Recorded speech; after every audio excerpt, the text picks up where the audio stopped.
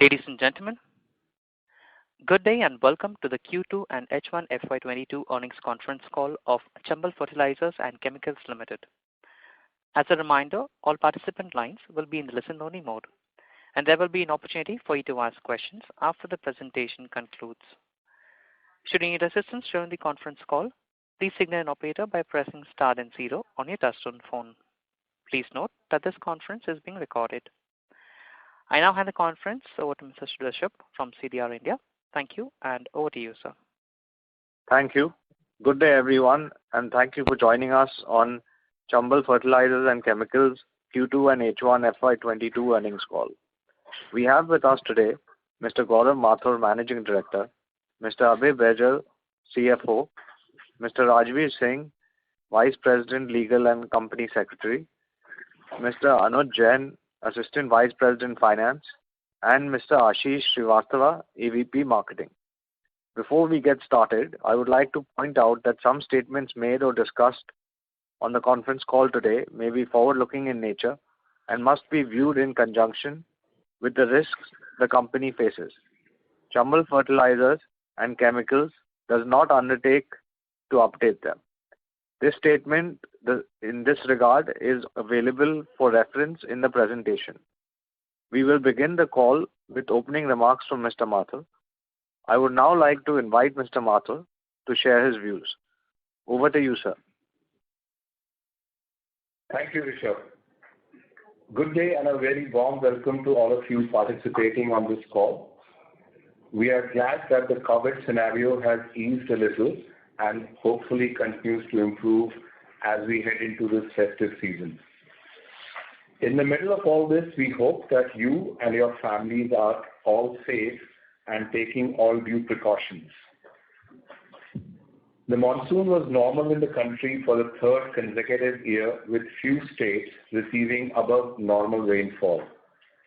The reservoir levels are being reported at almost the same levels as last year.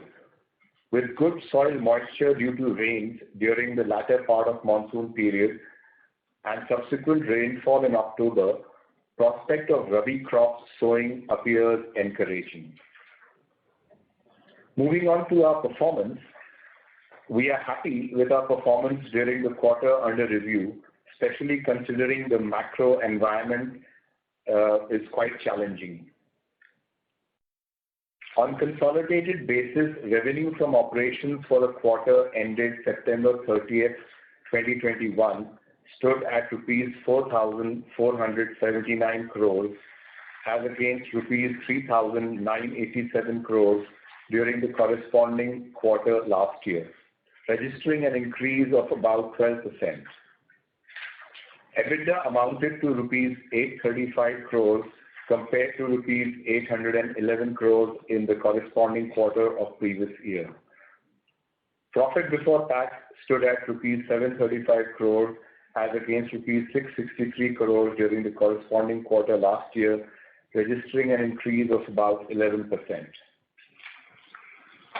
If we look at performance of 6 months ended September 30th, 2021, on a consolidated basis, revenue from operations stood at rupees 8,018 crores as against rupees 7,206 crores during the corresponding period last year, which is up by about 11%. EBITDA at rupees 1,491 crores compared to rupees 1,450 crores in the corresponding period of previous year. Profit before tax stood at rupees 1,287 crores as against rupees 1,123 crores in the corresponding period last year, which is up by about 15%. During the half year ended September 30th, the sales volume of urea, DAP and MOP were lower in comparison to the corresponding period last year. The supply constraints coupled with rapid increase in prices of P&K fertilizers have impacted the sales volumes of DAP and MOP.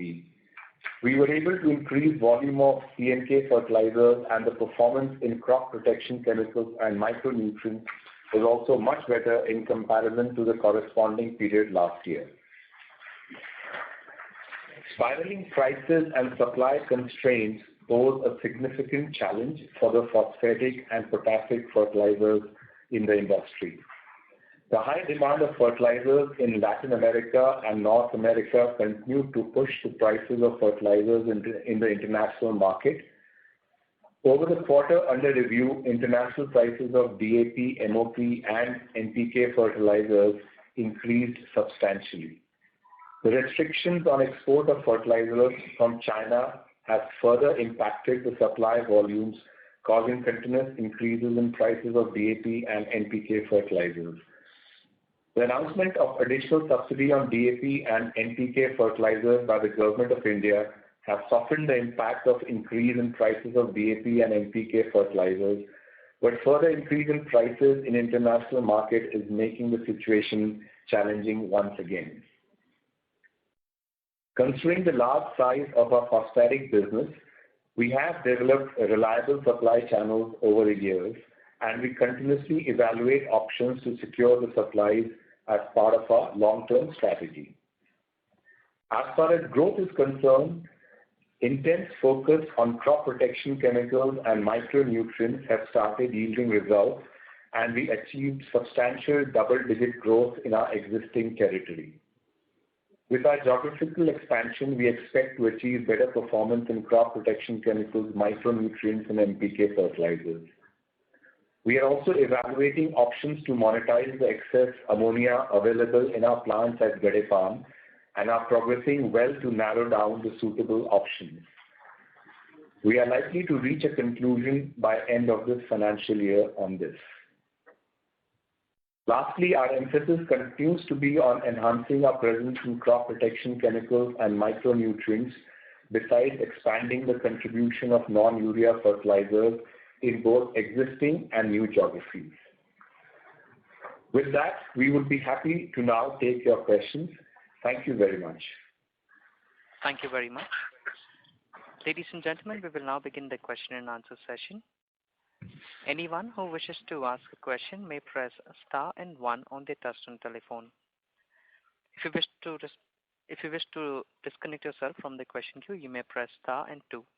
Participants are requested to use handsets while asking a question. Ladies and gentlemen, we will wait for a moment while the question queue assembles.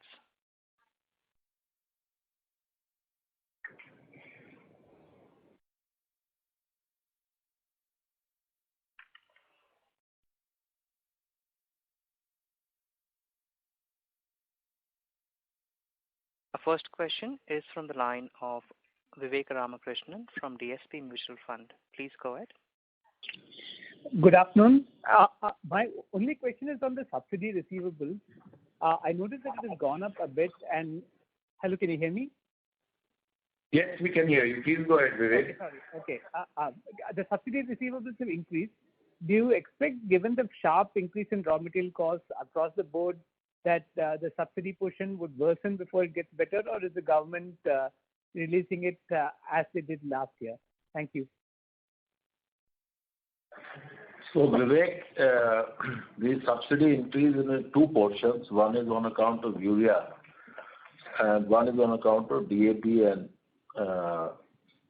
NPK products. As far as DAP and NPK products are concerned, you would have noticed that the government has already made an increased allocation. So I guess that once the winter session comes, they would tend to clear that part. As far as the urea portion is concerned, this is part of the normal escalation, de-escalation process. And in the normal escalation, de-escalation process, this normally does take about 6 to 8 months to settle. So I would say that this is nothing out of the ordinary. I would expect most of these monies to be paid out as far as urea is concerned towards the end of the year. As far as the NPK is concerned, we are quite hopeful that once the government makes the allocation in the budget by way of some kind of subsidiary grant, we should see some movement on this by fourth quarter. Excellent, sir, and happy Diwali to all of you. Thank you so much. Thank you, Vivek. Happy Diwali to you and your family too.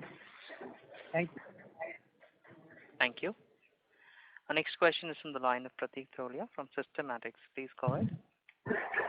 Yeah, so, thanks for the opportunity. And so I must say congratulations on a good set of numbers considering the current industry dynamics. So my first question is just a continuation to the last one. Basically, since even gas prices, so there is a fair bit of increase in the subsidy. So you mentioned 6 to 8 months it will take for the subsidy to normalize. Was that correct? Yeah, that is because the government recognizes the increases in the gas prices, but the cycle is little delayed because the administrative decision on part of the FICC, the Fertilizer Industry Coordination Committee. It is just nothing but bureaucratic lag effect, nothing else. So would it be fair to assume that this by this year end, our subsidy outstanding should be much higher than what we have seen in the previous year? No, I won't say that. I would say some part of it, normally we have a mechanism called an ad hoc adjustment. So that could get cleared. We are already pressing the government on that issue. Okay, understood. And so what would be your current gas prices? 15.11, $15 per MMBTU. $15 per MMBTU. Okay. This is the full price, provisional full price for the month of October. It's on MCU basis, not usually. MCU. Understood. And sir, just on your JV front, we have received a very healthy profits from the JV this time around, almost 80 odd crores for the quarter. So just wanted to get your thoughts on the way forward for this JV, something that even now phosphate prices are moving up, and it is really to our advantage to have presence or I have a venture with a company which is making this phosphate. So and even one of the JV partners is Tata Chemicals, which does not have any need for phosphate anymore. So what is our thought process? Are we just going to be just selling the phosphate in the open market, or are we looking at using it internally? Can we expect the company to some sort of go for phosphatic production using this easily available phosphate for us?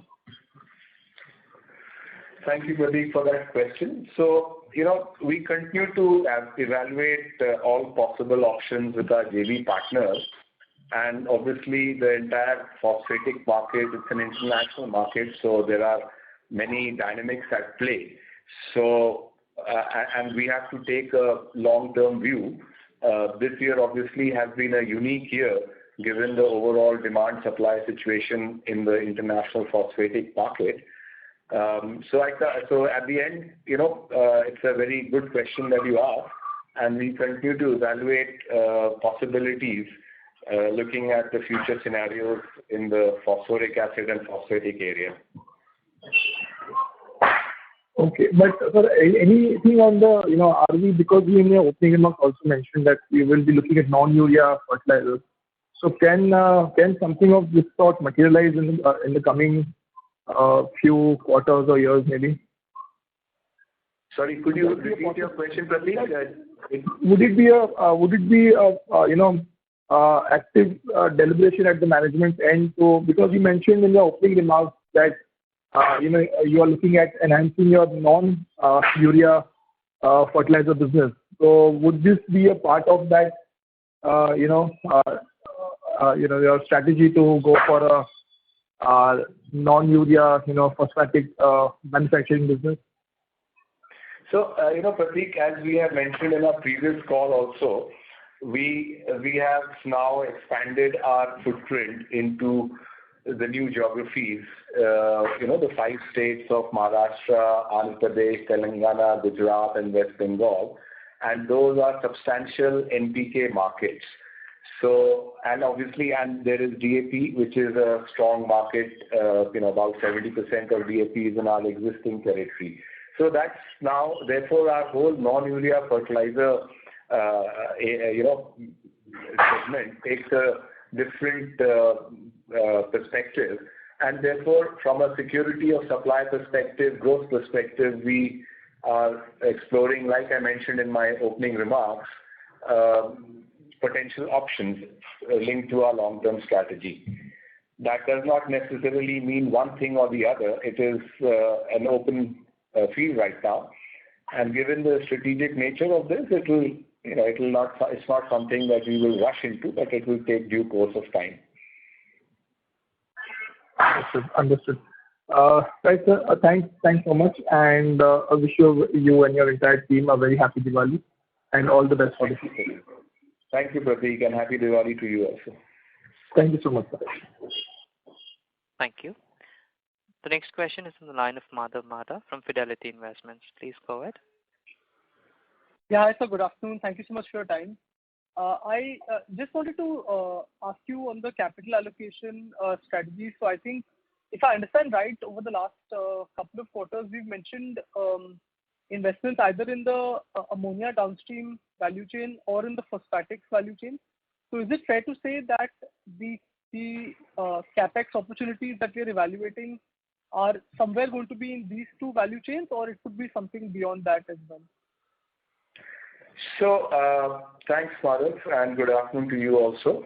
Like I mentioned, we have said in the past that we are evaluating the ammonia downstream section, and we are progressing well, like I said in my opening remarks, and we hope that within this financial year we should be able to narrow down to what exactly we want to do. As regards investment in the phosphatic section, again, I know that was a question which was asked earlier. So it's the same answer, that we continue to look at all possible options, and that is a much more complex scenario given the global nature of the phosphatics international business. So we will look at all possible options over there. It's too early to commit a capital investment or not or anything as of now. We will develop it over the next quarters. So the ammonia part of it is something which is seems to be something which is more near term, whereas the phosphatic one could take a little bit longer. Is that a fair assumption to make? I think that's a fair assumption, Madhav. And like I said, ammonia, we feel that we can do it. That when I say do it, we can come to some conclusions by the end of this financial year in all likelihood. Okay, got it. And the second question was on basically our non-urea fertilizer business. Volumes obviously were a bit weak, and that was for the country at large. In the second half of this year, can we expect volumes to pick up, or this year itself could be a bit weak because of the supply constraints?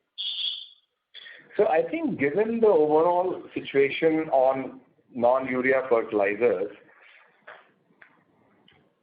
the supply side is indeed constrained all over the world.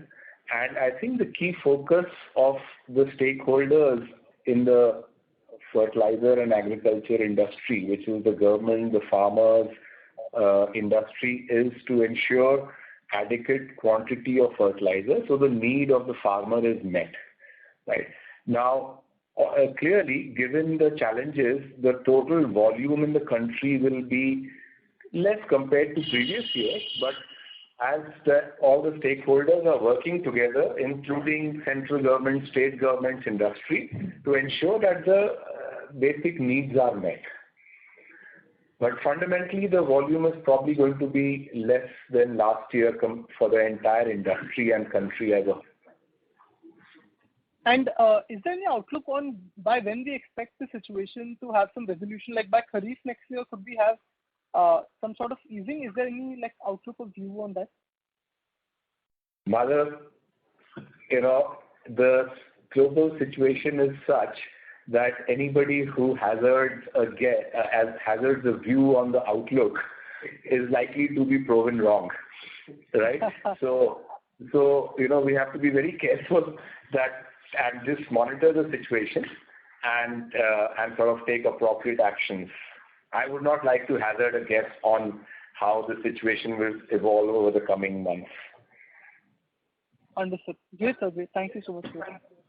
Thank you, Madhav. Thank you. The next question is from the line of Deepak Chitroda from Phillip Capital. Please go ahead. Yeah, thanks for the opportunity. My first question is about the extension of the previous participant question regarding the the outlook for the remaining of FY22 or probably early FY23. Obviously, as we have witnessed that volume pressure has been there because of the high import prices. But how do you see in terms of further subsidy support? Do you think that probably government will announce other measures to subsidy as they have done so far? Very good question, Deepak. As we are not in the government, I'm afraid I can't answer that question. That only the government will be privy to the thought process. And we have seen in the past in May and as recent as October, the government has taken action, but we cannot say anything for the future. I'm sure the government has many considerations before they take such decisions. So, simple answer, it's not possible for us in Chambal to provide any view on the stand that the government will take. So then, do you think that obviously compared to last year, probably not Chambal, but I think the entire industry will have some sort of a margin pressure compared to last year? I think that is a fair assumption because that's an industry-wide phenomena.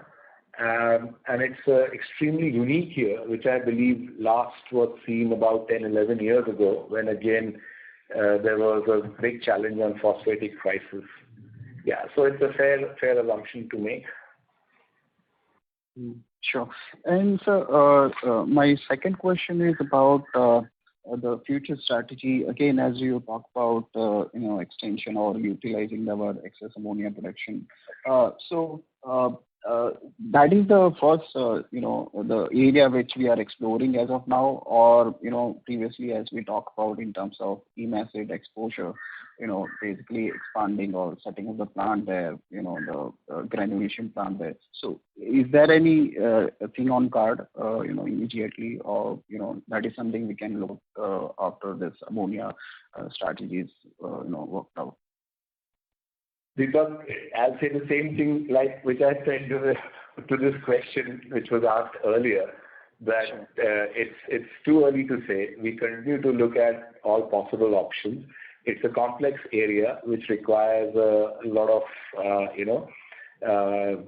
evaluation of what all could be done. So all options are on the table, and it's too early to say anything concrete at this stage.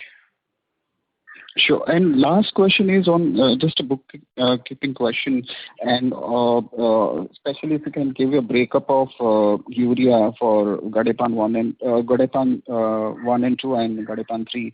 And in addition to that, if you can explain with the increase in gas prices beyond $15, how it works in terms of the mechanism. So I can just tell you, as far as Gadepan 1 and 2 are concerned, the policy states that all of it is passed through anyways. So there is a fixed contribution which is given, which is called the fixed cost in common parlance. So whatever be the price, whether it is $15 or $30, that cost of gas is recognized. You are paid your normal energy norm. So you multiply the energy norm by the gas price, multiply by the dollar to rupee and so on, and that part gets passed through. As far as the Gadepan 3 is concerned, there is a slight twist. They say that beyond $14, any possibility of a increase above the normal floor price will not be recognized. So the only issue for us is that if there were any potential gain due to the very high international import parity price which currently exists, that will not be available should the gas price go above $14. But the floor price which assures us the requisite return continues to be available. So as far as we are concerned, it is only a potential possibility which does not exist if it goes above $14. But otherwise, our return calculations and everything are based on the floor price, and that is assured irrespective of the gas price which exists. That is the policy. Sure. So basically in Gadepan 1 and 2, so incrementally, I think the increase in gas price will definitely going to support to some extent in terms of revenue. And in G3 at least, I mean, more or less it will remain the same. I couldn't get the second part. Could you repeat? I'm saying for Gadepan 3, it is like not relevant much because anyways we are going to get a kind of a floor price where our contribution will is more or less remain the same, right? Yes, yes. Yeah. And sir, the volume number if you can share. So I will ask Anuj to answer that question. Yeah. We have sold total urea of 9.17 lakhs ton. Plant-wise, basically Gadepan 1 and 2 we have sold 5.08 lakhs, and Gadepan 3 we have sold 4.08 lakhs. Sure, sir. Thank you. Thank you very much and all the best and wish you happy Diwali to the entire team. Thank you, Deepak. Thank you, Deepak. Happy Diwali to you also. Thank you. Our next question is from the line of Tarang from Old Bridge Capital. Please go ahead. Hello, sir. Good afternoon. Good afternoon, Tarang. Yeah. I've got three questions actually. One, what was the average pooled gas price for Q2? It is on 13.49. Yeah, 13.49. 13.49 per MMBtu on NCV basis and GC basis. GC basis is 12.18. So did you get that? It is $13.49 per MMBtu. Quarter, second quarter. It is for second quarter actually. Yes. On the crop protection business, if you could give us some flavor in terms of how big, what's the size that the business has achieved, what are the products that you're launching, and which particular category of pesticides are you targeting or crops that you're targeting? Correct. We are disclose our segment-wise results as such, but we are, like we mentioned, we are achieving high, good, substantial double-digit growth, which we believe is significantly above the industry. As regards the product-related question, I'll request Ashish, who's the head of sales and marketing, to give you some flavor. Yeah, Tarang, the product portfolio which we are adding are majorly fungicides, where we have tied up with some companies for the gaps which existed in our portfolio. Also, we are strengthening our wheat weedicide portfolio where some new molecules have recently been introduced by MNC. So that loops has been closed. So these are the two segments we are exploring at. Okay. What is the excess inventory that would be ammonia inventory at the Gadepan plant currently, and what are the avenues for possible monetization? So, Tarang, we currently sell the extra ammonia that we produce. India is a net importer of ammonia, and given the global challenge on ammonia availability because of high gas prices, because of plants shutting down in some parts of the world, we are able to sell the entire ammonia that we produce at good prices. And therefore, we don't have any stock build-up as such. Whatever we produce excess, we are able to sell it. Sure. And last, if you could give us a sense on what are the utilizations that the IMACID plant is running at currently? Sorry, the which plant? IMACID plant? Yes, yes. IMACID plant is running at full capacity. Full capacity. That's right. Perfect. That's it from me. Thank you. All the best. Thank you, Tarang. Happy Diwali. Happy Diwali to you. Thank you. Our next question is from the line of Abhijit Akella from IIFL Securities. Please go ahead. Good afternoon, gentlemen. Thank you so much for taking my questions. First, just wanted to understand the drivers behind this quarter's very impressive performance on the profits, despite the fact that the phosphate business was, almost about half in terms of volumes year on year. So, if you could share some insights into what helped us offset that pressure. And specifically, I was thinking in terms of maybe mix shift towards the Gadepan 3 plant that seems to have happened. Maybe 50,000-70,000 tons seem to have shifted from the older plants towards Gadepan 3. So maybe a mix shift seems to have helped in terms of the margins. Plus maybe some of the IPP linkage for the urea given the high international prices. And also it seems like we've sold quite a lot of inventory out of existing stocks. So maybe some benefit out of that as well. So if you could please just clarify whether this thought process is fair and am I missing out on something else? I think you've asked an all-encompassing question, Vijit. So we're not missing out on anything. So yeah, so on urea, we've given the demand, we've sold full quantities of production. In quarter one, we also had some shutdowns, etc. So that also impacted us. Your second part was on terms of phosphatic non-urea fertilizer. And yes, the volumes were lower, and that was, as you know, the subsidy announcements were made, so that helped to get back some of the margins, on the DAP side, and obviously the stock averaging that happens as a consequence of that.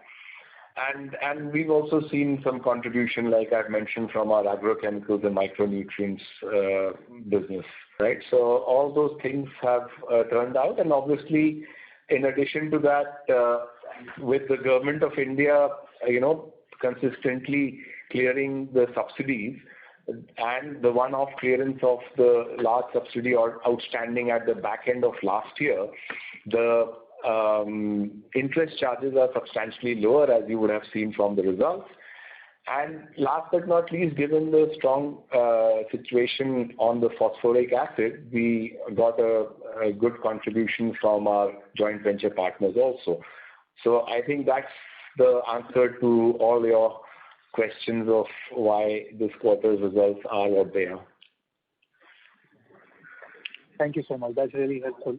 And the second thing I just had was, on this ammonia project that we are considering, could you give us a sense of how much volume we sell, into the open market, merchant ammonia per year? That would be helpful. See, we sell somewhere in the range of 40 to 60,000 tons per annum, right? And it depends on a year-to-year basis based on the demand-supply situation, the import, and so on and so forth, and the prices that prevail in the international market, etc. But overall, it's in the range of 40 to 60,000. Given this year's challenge on the imports and the high prices, we expect to sell on the higher side, let's say, closer to 60 than 40. Understood. And this wouldn't have been significant this quarter, right? Ammonia sales in 2Q, because all our plants were running pretty much at 100% plus.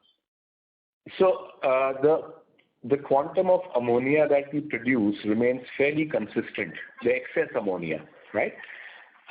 We utilize all possible ammonia that we produce first to convert to urea. And that's obviously the top priority. We are a urea production facility. So, and then whatever extra ammonia remains, which is generated due to technical reasons, we are then able to sell that in the market. And that is a fairly consistent number on a daily basis.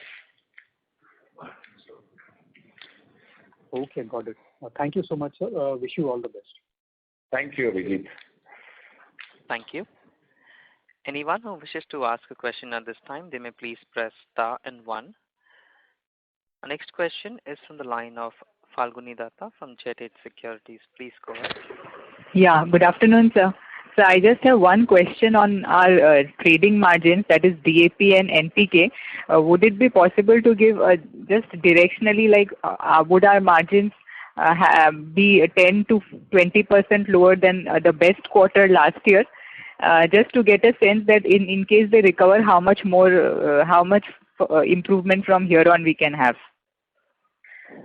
Thanks, Falguni. You ask a very difficult question because, given the overall situation, it's extremely difficult for us to predict. No, whatever it is, as of whatever we did in Q2, I mean, would they have been in what range lower compared to our best quarter last year?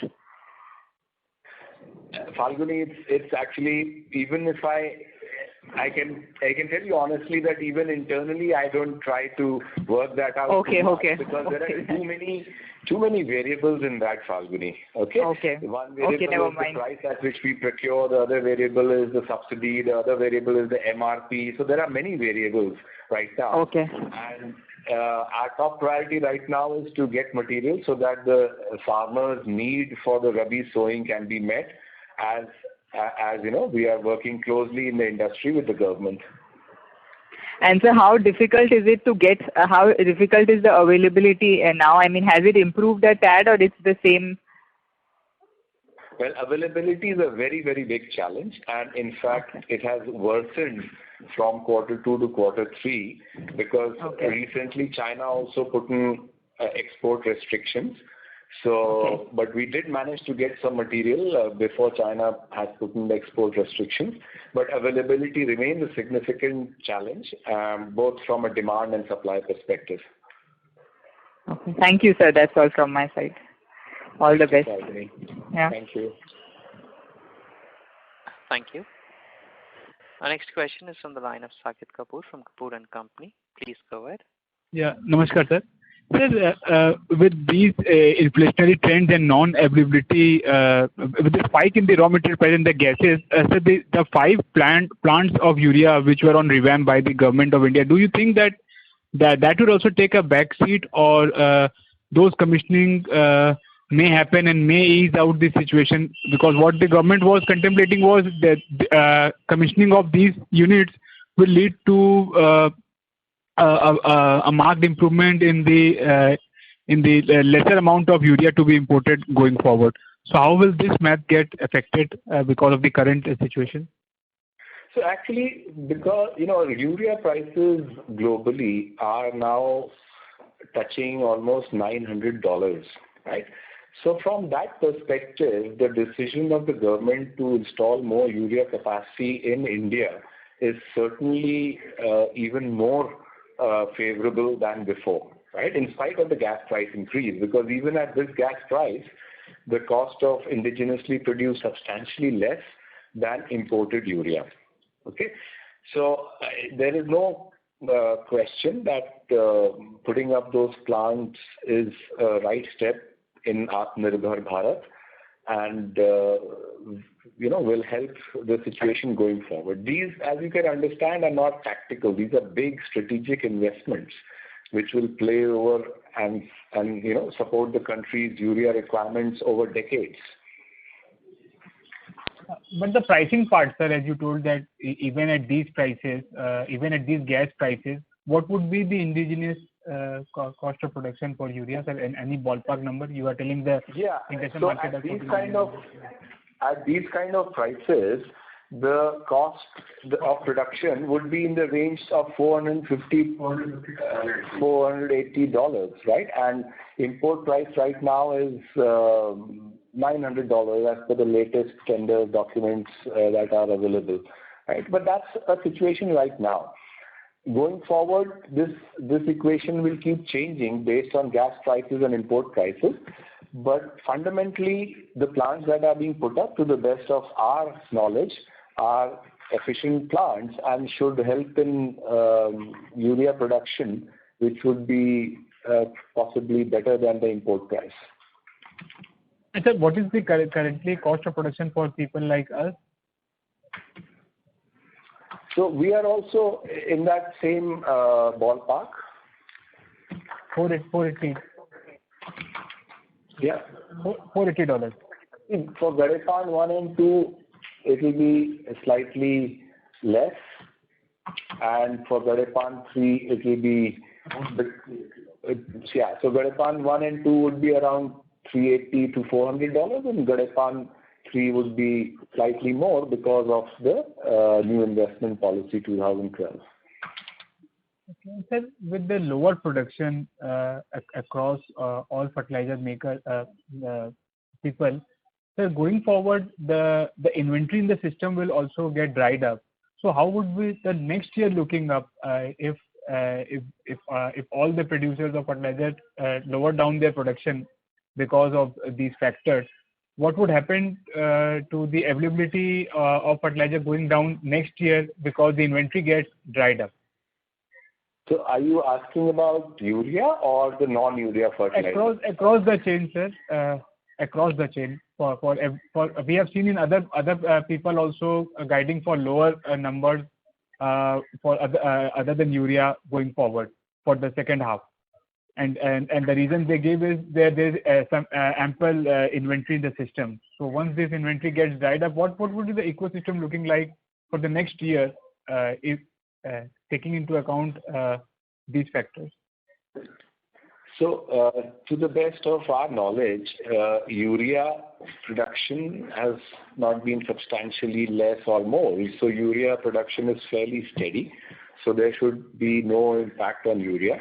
In the non-urea part of it, a large part of the NPK fertilizers, more than 90% is produced within India, and there the production has also been, to our understanding, equal, almost the same as previous years. Some challenges on DAP, but from a production perspective, it's not been very significantly lower. So the main challenge on fertilizers, which is has been on DAP, and that's because of the international situation. And like I said before, in answer to one of the questions asked earlier, that situation will remain that. It is difficult to predict when any swing will happen in the international market. It depends. There is no issue on the production in terms of DAP globally. The challenge is more because there was a huge spike in demand in Brazil and North America, and nobody can right now say as to how that demand will play out over the coming months. Okay. Thank you for the same, sir, and best of luck. Thank you. Thank you, Saket. Thank you. Our next question is from the line of Resham Jain from DSP Investment Managers. Please go ahead. Hi, good afternoon, sir. So I have just one question. Given the kind of availability situation which we are seeing for DAP as well as for other NPKs, do you see any impact on the cropping area this year? Because I think in your opening remarks you mentioned that Rabi season is looking quite strong. So in that context, are you seeing any impact on the cropping area because of shortages of fertilizer? I think it will be best answered by Ashish, who can give you a much better idea. Risham, see, let's look at Kharif first. Kharif, there was no significant reduction in the crop acreages of any crop, barring some lower acreages reported in Bajra, the palm millet because of the late rains in Rajasthan. As far as start of Rabi is concerned, mustard is already showing an upswing. The sowing is 20% higher over the corresponding period last year. And with the good winter rains and good reservoir levels, I don't foresee any shortfall in acreages of any crop as of now. Okay.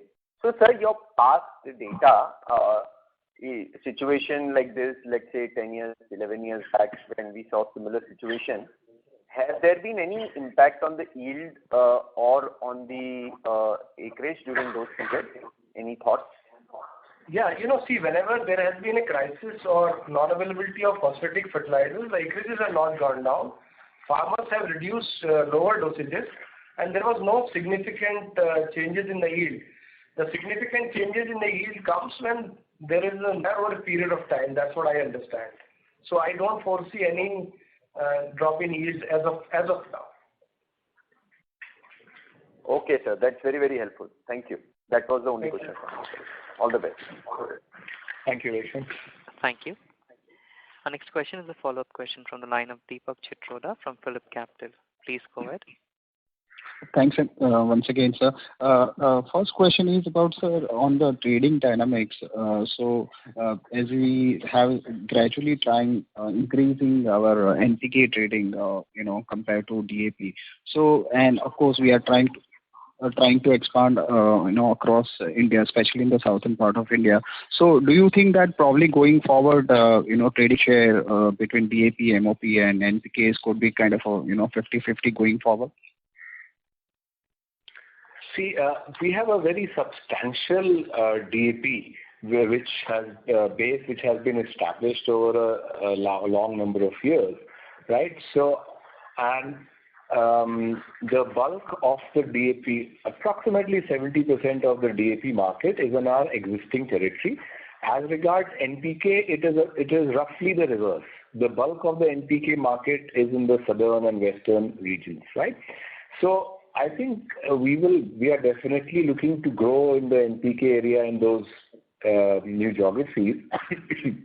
But to suggest that we would in a very short term reach a 50-50% ratio would probably be optimistic, given the market dynamics and where what product is sold.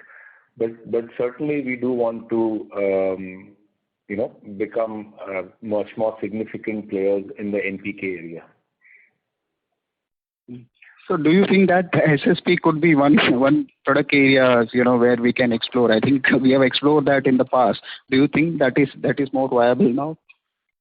We do not believe that as Chambal Fertilizers we would venture into SSP going forward.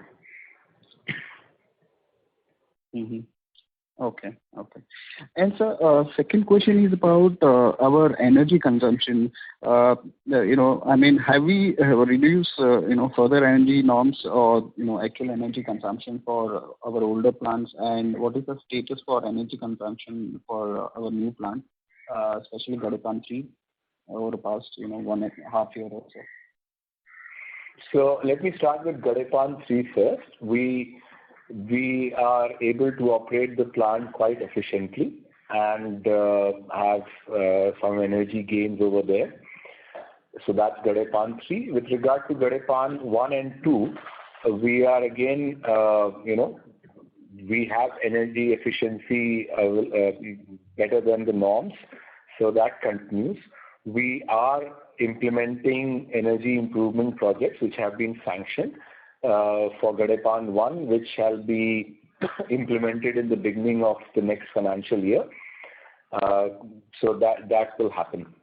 And as such, we do continue to continuously look at, this is part of operational excellence.